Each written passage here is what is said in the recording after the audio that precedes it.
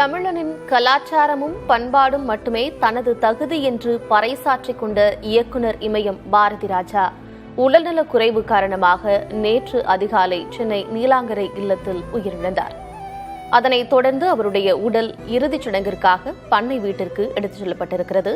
தேனி மாவட்டம் காற்றோடு அருகே இருக்கக்கூடிய பண்ணை வீட்டில் அவரது உடல் இறுதிச் சடங்கிற்காக எடுத்துச் செல்லப்பட்டிருக்கிறது. நூற்றுக்கணக்கான மக்கள், ஆயிரக்கணக்கான திரைப்பிரபலங்கள் என்று தொடர்ந்து அவருடைய உடலுக்கு அஞ்சலி செலுத்துவதற்காக வந்து கொண்டிருக்கிறார்கள். அந்த காட்சிகளை பார்க்கிறோம். என் இனிய தமிழ் மக்களே என்ற கம்பீர குரல் மௌனித்திருக்கிறது.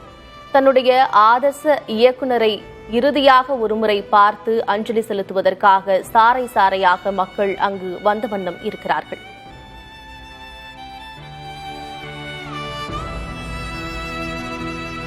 சினிமா என்ற கலை வடிவத்தை தமிழ் மண்ணின் பண்பாட்டு அடையாளமாக மாற்றிய இயக்குனர் 1977 அவர் இயக்கிய 16 வயதினிலே தமிழ் சினிமாவினுடைய திசையையும் விதியையும் மாற்றியமைத்தது.